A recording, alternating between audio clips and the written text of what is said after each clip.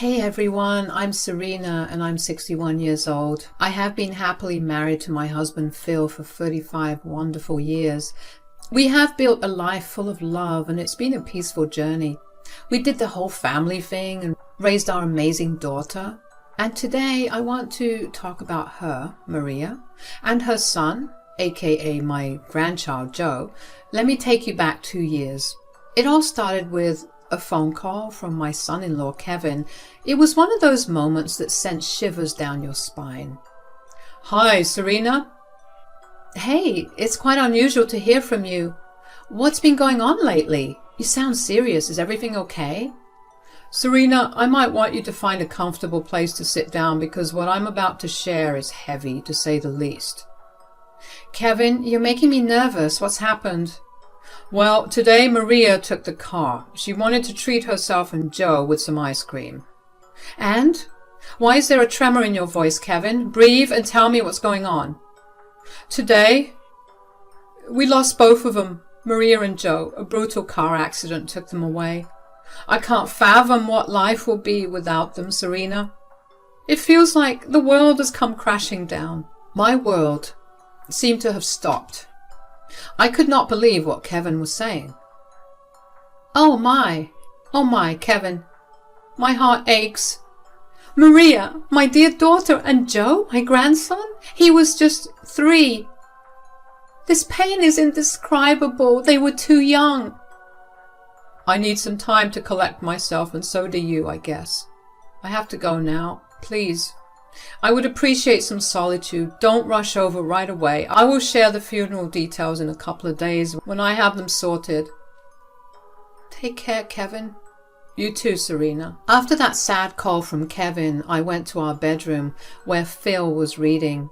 I shared the heartbreaking news and Phil dropped his book. We hugged and cried. Our daughter Maria and our little grandson Joe were gone in a terrible accident. I wondered, why did this happen?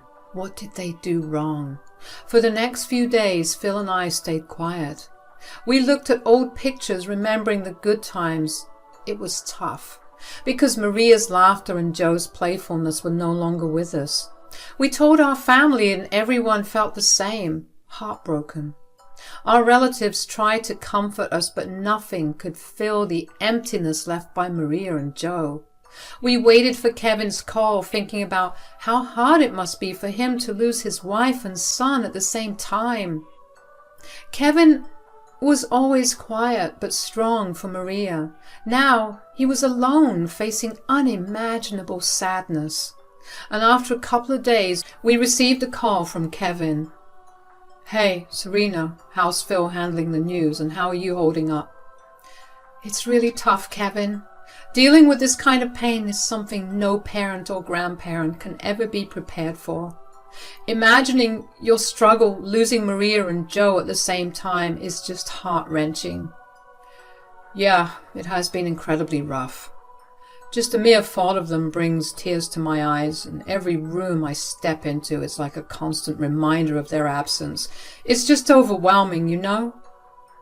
Kevin, Phil and I want you to know that we're here for you.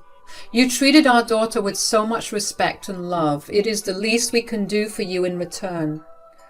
Well, thank you guys for your support. I wanted to let you know the funeral is on the 9th.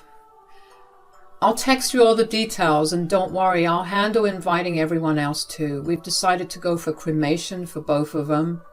It's what Maria would have wanted. She must have shared that with you, I suppose. Phil and I are considering driving down there on our own. We will see you on the 9th. Sure thing, Serena. Pass along my greetings to Phil. On the 9th, Phil and I dressed in black and drove for 4 hours to the venue.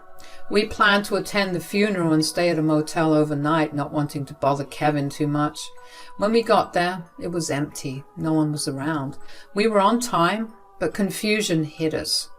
We called Kevin, but he didn't answer. Standing there worried and unsure, we wondered why no one else was there for the funeral. Phil, this is so strange. I expected to see people gathering for the funeral. Yeah, it doesn't make sense. Kevin should have at least picked up the phone. I don't see a single employee we can ask about the funeral. Maybe there's a delay or something we don't know.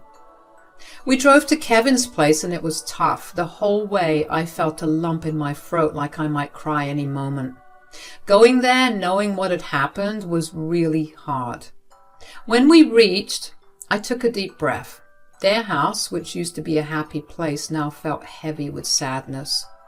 We walked to the front door and each step felt heavy. I knocked, not sure what we would find on the other side. The door slowly opened and there was Kevin, looking so different from before. Serena, Phil, I almost forgot about you. What about the funeral, though? What do you mean, you almost forgot? What about the funeral? Oh, about that. It was yesterday and you guys didn't show up. Yesterday? But today is the 9th. What's even happening? Are you telling us we missed our daughter's and grandson's funeral? I'm so sorry, guys. That's why I was wondering yesterday why you and your side of the family didn't show up. The thing is, the date was postponed to the 8th and I thought I had sent the text out to everyone, but I guess I missed you guys. Kevin, you cannot be serious right now. How could you forget us? We were certainly one of the most important parts of their lives. I could not help it and I broke down into tears. Hey, Serena, calm down. What's done is done. Kevin, do you mind if we sit in the living room for some time? Actually, yeah, I'm so sorry, Phil, Serena. I urgently need to go somewhere. I'm getting ready. It's just a matter of 5 minutes. Serena can have a glass of water. We have been in the car for hours. I'm sorry about the whole funeral thing. I hope you can forgive me. I really didn't mean it. I know how important you people were to Serena and Joe, but right now is not a good time. I'll give you a call later. Kevin slammed the door in our faces. We got into the car, and once I was done with crying and being emotional, returning to our senses, I began to realize the strange actions of Kevin. Why was he acting so odd, forgetting to invite us to the funeral after it was rescheduled? It didn't make sense. No one could make such a huge mistake. The way he slammed the door in our faces after Phil requested just 5 minutes in the living room, it was all so peculiar.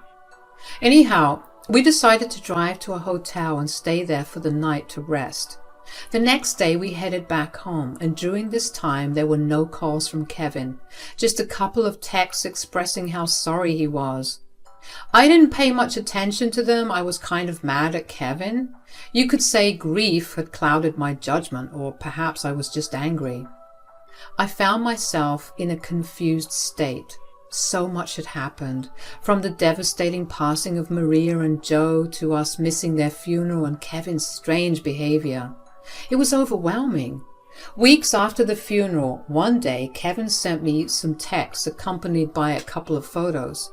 The images depicted a serene lake in the background with 2 urns placed on the passenger seat of a car. The text said, Hey, Serena, it's Kevin. I hope you're doing okay. I wanted to share something with you. Remember that spot near the lake where Maria and I went camping once? It was one of Maria's favorite places. She shared the news of Joe's pregnancy with me there. I thought it would be the right place to pour their ashes. I know we have not been talking and I understand why. The funeral mix-up, my strange behavior. I messed up. I'm truly sorry. I just hope one day you can find it in your hearts to forgive me.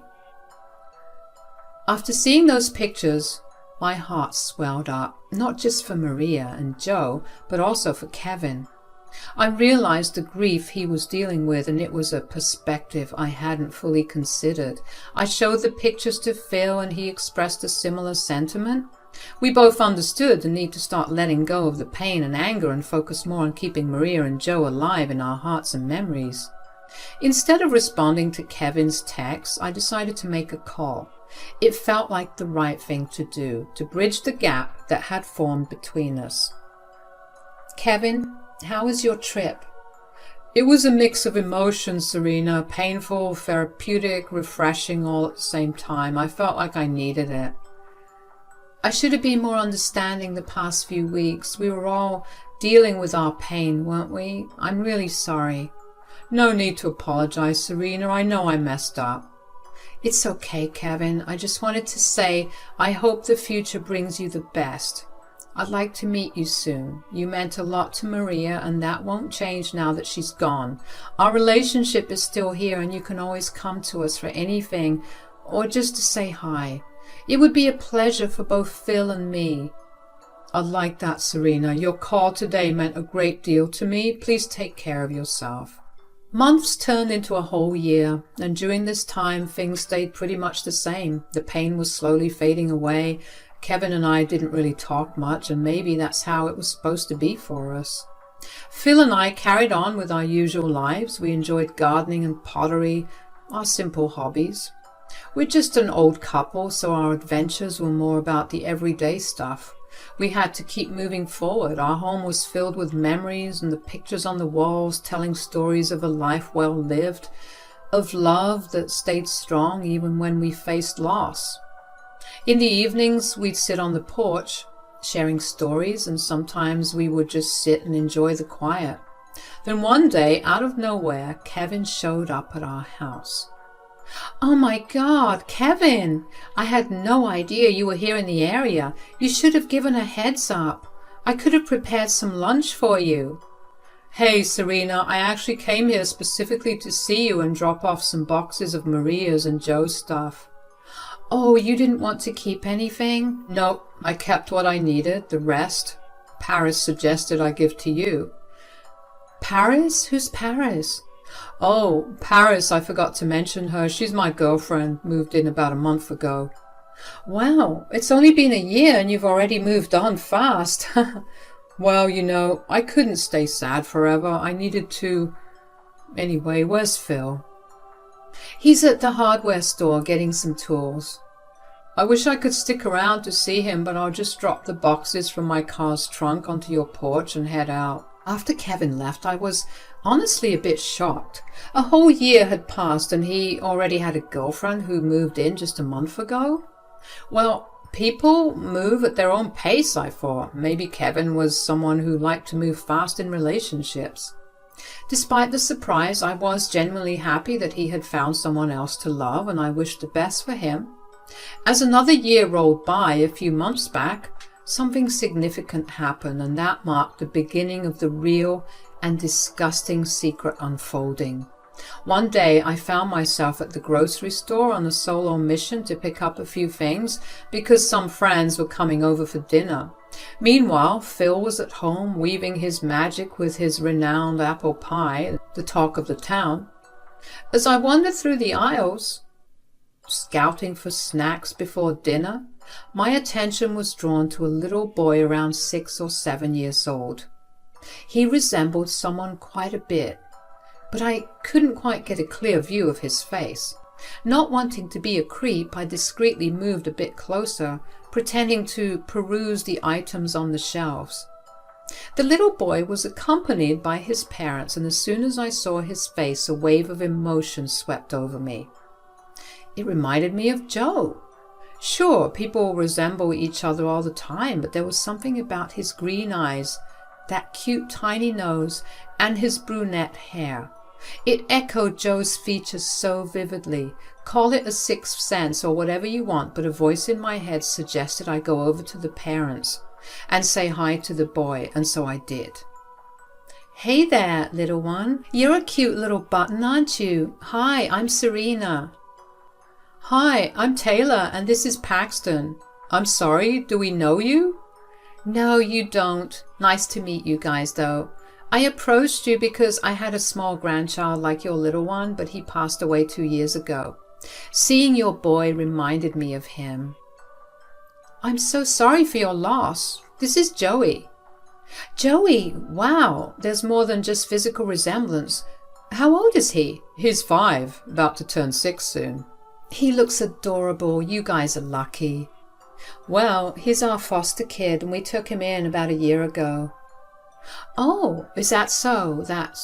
Wow, I can't believe it. Yeah, but he's like one of our own in our hearts. He's in kindergarten right now. We moved to this town a year ago. Oh, one of my friends is a teacher at the school here. Whenever you want to begin with first grade, how about you give me a call? I can help you with the admission. Wow, you're a generous stranger. Yeah, I just like helping people out. You've only been here a year, and me, on the other hand, a whole lifetime. There's only so much an old woman can do. After grabbing the number, I left behind my basket and rushed to my car in the parking lot. As soon as I entered, I took a deep breath. A little boy named Joey was taken into foster care a year ago by his parents, who moved into town with him. I never got to go to the funeral, nor did I see the urns with ashes. I thought I was going crazy, but it started making sense. The boy really looked like Joe, my Joe. I drove back home and walked straight into the kitchen. Phil asked me about the groceries, but instead I spilled out the story of what happened in the grocery store.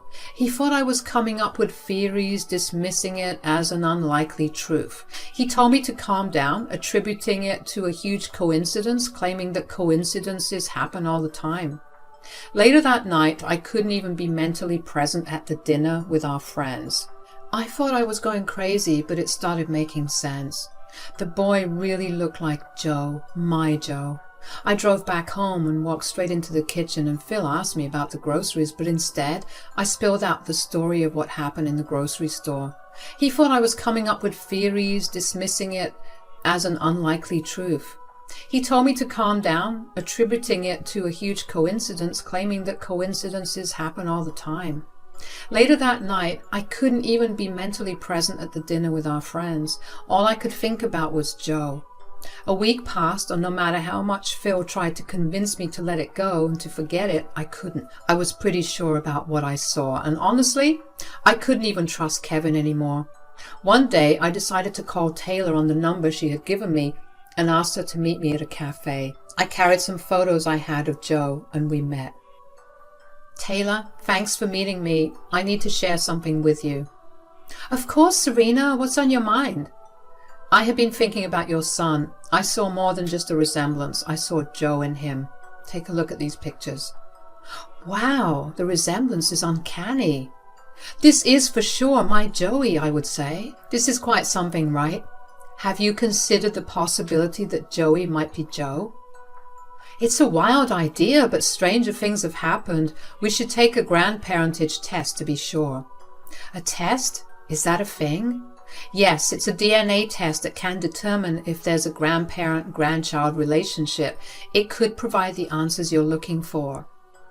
That might be the solution. I just need to know the truth. I want you to know that no matter what happens, Taylor, whether Joey is Joe or not, I will not take him away from you. I just want to know the truth and expose my son-in-law's secret if there is one. Let's do it, Serena.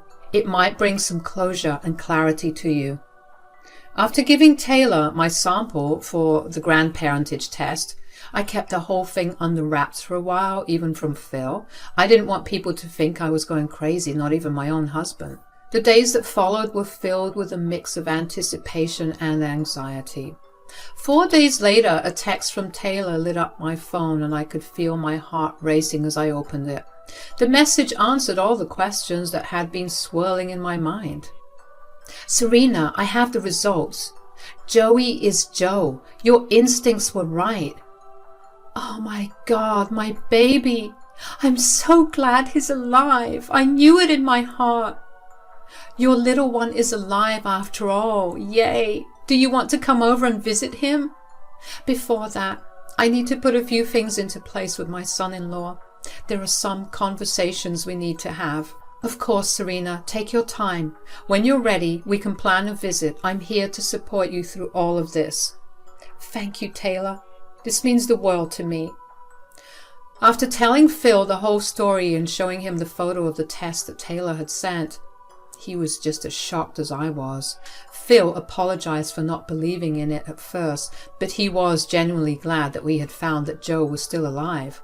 However, the discovery left us with more questions, especially concerning Kevin and the circumstances surrounding Maria's death. What if Kevin had done something worse to Maria? The uncertainty lingered in our minds, urging us to seek answers face to face. Without wasting any time, we got into our car and drove 4 hours away to see him.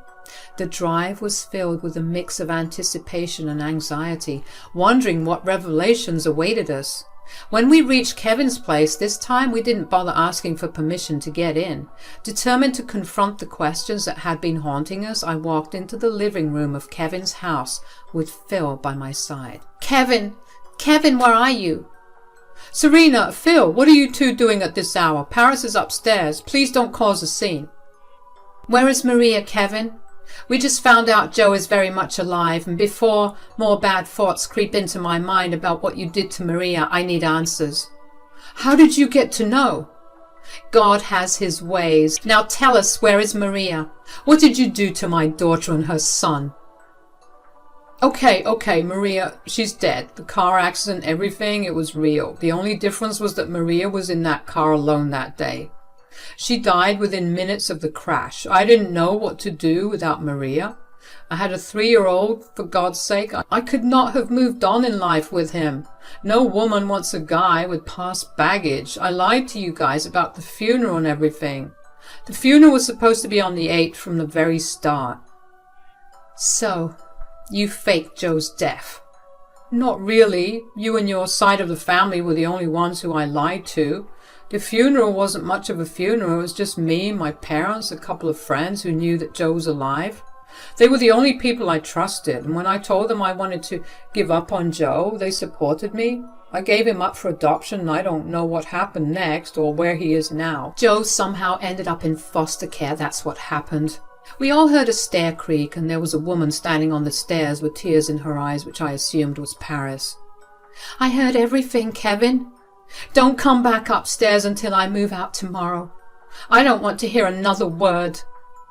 Babe, please, I can explain. You deserve this, Kevin. You and your disgusting family who supported this. I can't believe it. Don't think I'm letting you off the hook easily. I will be suing you. There is going to be an investigation. I'll go into all the details and get my daughter and my grandson the justice they deserve. I messed up, Serena. I didn't know how to handle everything after Maria's death. I thought I was doing what was best for Joe.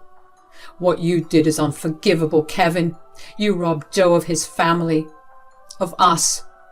What if he ended up somewhere bad? What kind of a dad are you? Please forgive me. I'll make sure you pay for this for the rest of your life. Right now, we're dealing with some legal stuff with Kevin. Our lawyer says he might end up in prison for a few months, and honestly, after what he did, he deserves it. Paris left him because of all the lies, and now Kevin's got a shady record and a tough past he can't run away from. Now, Joe, Taylor, and Paxton are taking care of him. They call him Joey. It was a tough decision for us, but we didn't want to take away the love and stability Taylor and Paxton could give him. We still see them every other weekend, and it's a mix of sad and okay feelings. We decided that as Joe gets older, we'll tell him everything.